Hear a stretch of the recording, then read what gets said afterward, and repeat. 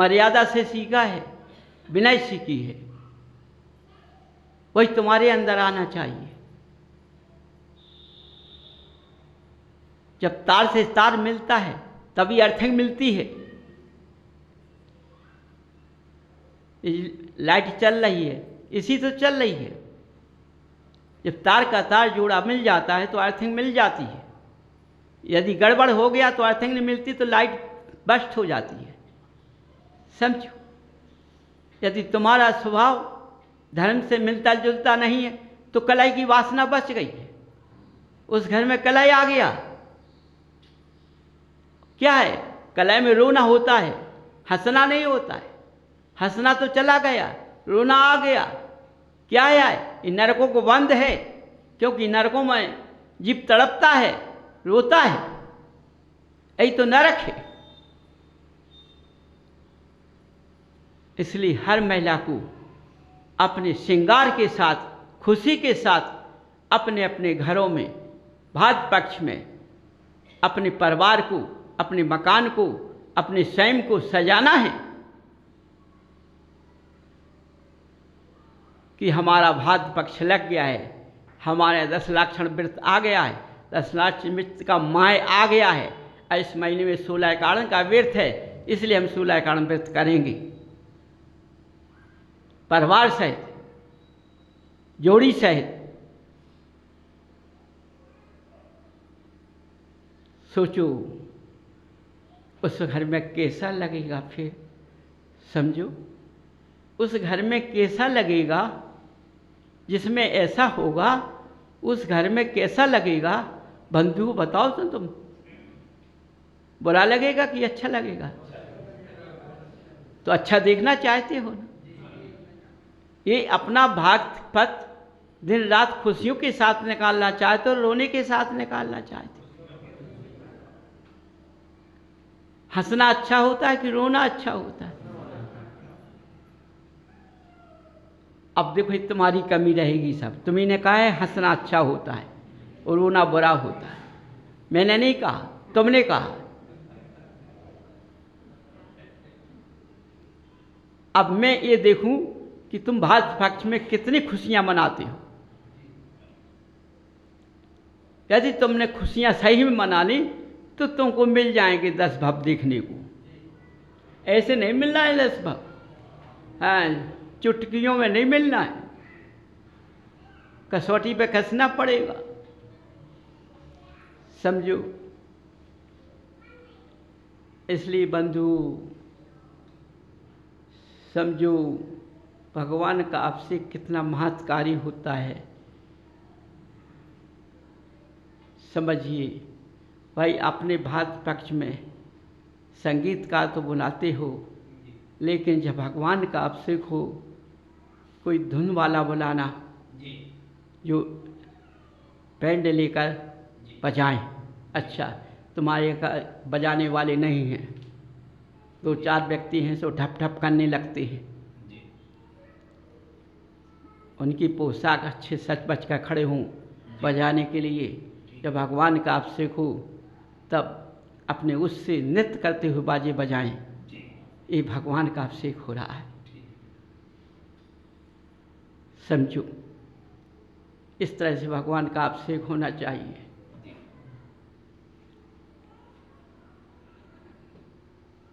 जो समझ में आए पूरा उसका ध्यान कर लेना, पीछे मत हटना, पैसे को नहीं रोना। पैसा तो फटा फिरेगा।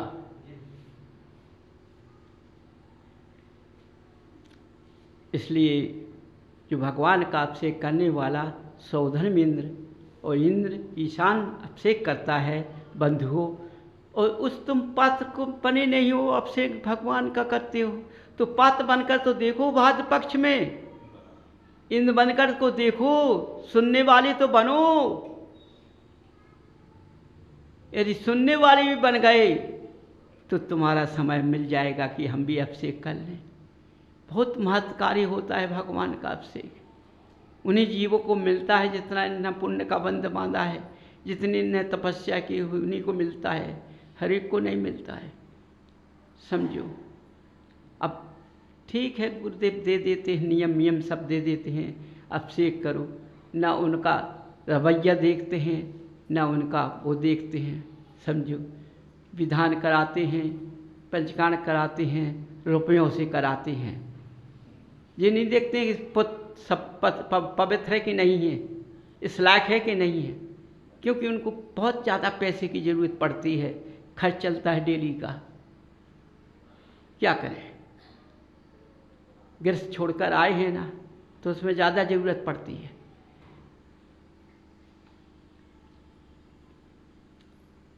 तो बंधुओं देखो, बड़ी सोच विचार की बात है। तो सोच में लग गए सब लोग कि अब तो 16 कारण व्यत करने आए हम 1 महीना, है ना। अरे इस जीभ की गांठ लगा दो, कहिए बैठ जाए 1 महीना के लिए अंदर, बायने न कहिए लप लप करत।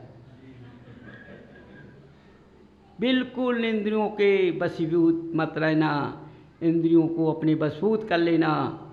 बंधुओं, इस माया का विधान, इस माया का देखो, जितने लोग बीमारी को तड़प रहे हैं, कितनी बीमारियां कितने प्रकार की हैं, इस 16 कारण व्यक्त करने से, भावना भाने से, एक माया का व्यक्त करने से, परिवार साथ या जोड़ी के साथ जो करे वो देखना, उसका घर बदल जाएगा।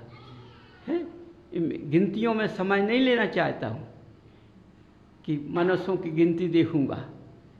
ये रोशन कर देना, चारों तरफ फैल जाएगी। वो करेगा जहाँ जहाँ, उसका परिवार बदलेगा। ये बात नहीं है कि यहीं का है, सारे विश्व के अंदर है। भर क्षेत्र के अंदर जहाँ जहाँ भगवान का अंश है, जहाँ जहाँ तक ये बात पहुँचेगी, वह सबके घरों का ऐसा ही हुआ। सोचो। इसलिए बंधुओं, बड़ा सोच विचार के कार्य कीजिए। अपने शरीर को तपाइए जरा, देखो शरीर में तपाने से खोट है कि नहीं है। यही खोट नहीं होगी तो तप जाएगा, अच्छा खोट होगी तो नहीं तप पाएगा, तो उसको चोखा बनाना है। इसलिए ध्यान करना, जो वाणी निकली उसको अपने अंदर विराजमान कर लेना, उस रास्ते पर चलना। वाणी विराम करता हो। इस तुमने भरत भूमि पर जन्म लिया है, मनुष्य पर्याय में जन्म लिया है, जिसमें कुल खानदान का महत्व कितना बताया जाता है।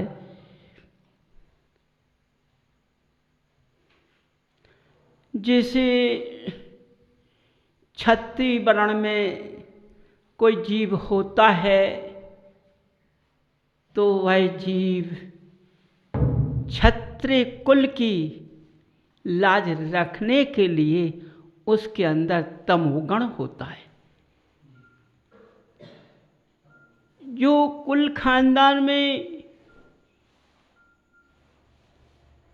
वैश्य धर्म में जन्म लेता है, वह प्यार मुद्रा से बोल के दिखाता है, छल कपट करके दिखा देता है, क्योंकि उसको धंधा करना है। देखो, जो नीच स्वभाव के मनुष्य होते हैं, उनके कुल खानदान का महत्व क्या है। जब तक वो अपने पेट को फूले नहीं लेते हैं, जब तक उनकी बुद्धि का प्रकाश नहीं खुलता है।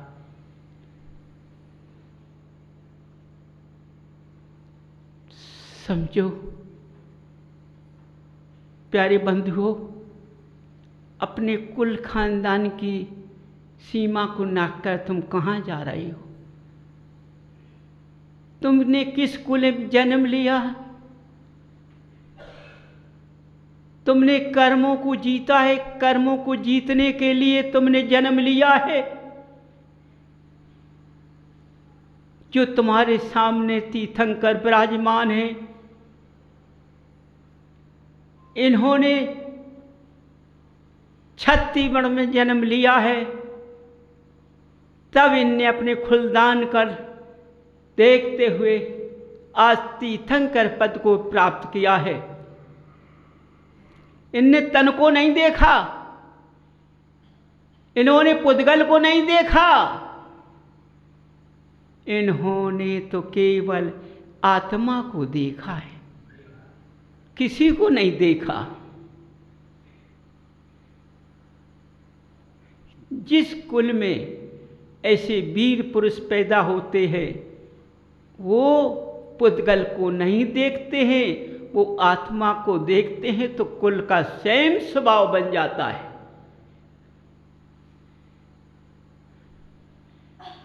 मनुष्य देखो,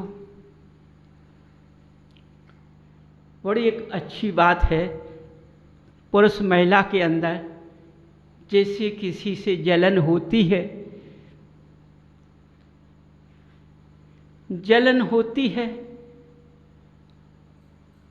उसको देखता है, देखती है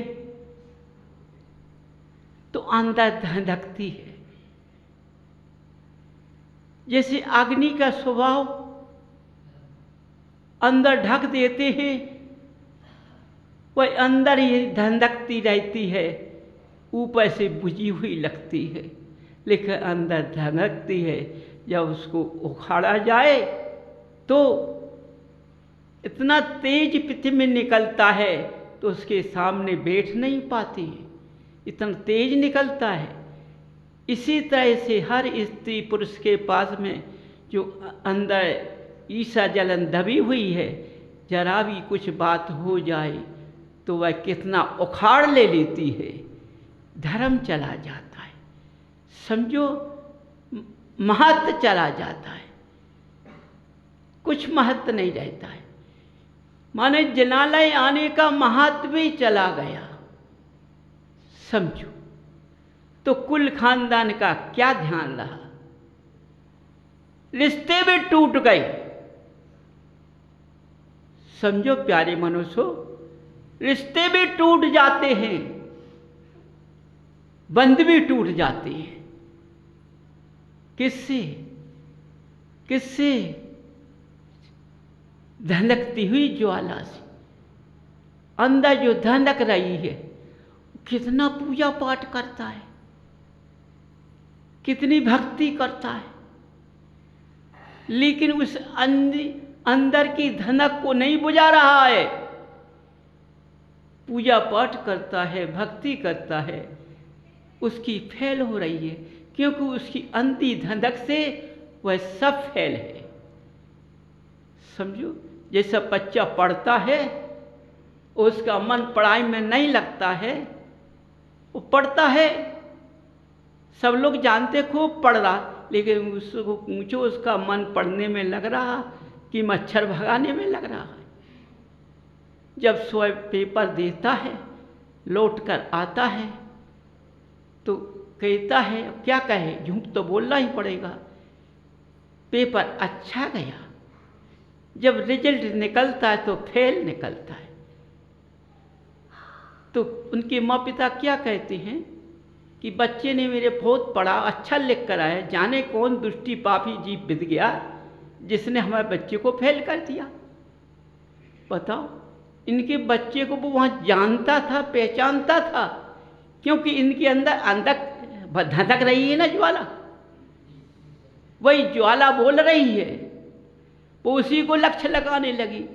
माने पास वाले को तो लगा रही है, घर में तो लगा रही है, लेकिन इतने दूर है कि कितने कोस दूर चला जाए तो उसको भी लगा रही है। अंदर की धधकती हुई ज्वाला उसको भी दोष लगा रही है। सोचो, जिसने देखा ना करा, न जिससे तुम्हारा प्रेम न व्यवहार कुछ नहीं, उसको भी लगा दिया। देखो बंधुओं, आज क्या पुरुष महिला कितना होशियार है, समझो कितना ज्ञानी है। आज के ज्ञानों की क्षुधा, कितनी भी पूजन पाठ विधान करा लें, लेकिन ये असली क्षुधा तृप्त नहीं मिलती है तो उनकी पूर्ण भक्ति नहीं होती है। और यदि उनकी क्षुधा मिल जाए तो दूना फूल जाते हैं। समझो, उन्हें धर्म से ज्ञान नहीं है, धर्म से मतलब नहीं है, उन्हें विधान से मतलब नहीं है, उन्हें मनुष्यों से मतलब नहीं है। मनुष्य कितना त्याग कर रहा है, कितना नहीं कर रहा। आज कहीं चारों तरफ चले जाइए, किसी भी विद्वान को, अज्ञानी को ये मतलब नहीं है कि श्रावकों से कि तुम कितनी भक्ति करते हो, तुम कितने तपस्या करते हो, कितनी पूजा करते हो, किस अवक्ष का त्याग किए कि नहीं किए, कोई मत। बस यदि उसने दे दिया, जाओ तुम्हारा नाम लिख गया है, लिख गया है। तुमने अपना हाथ ऊंचे उठा लिया, तुम्हें तो दानी हो कि हमेशा के लिए स्वर्गों में चले गए, तुम लौट कर भी नहीं आओगे। समझो, ये वरदान दे दीजिए।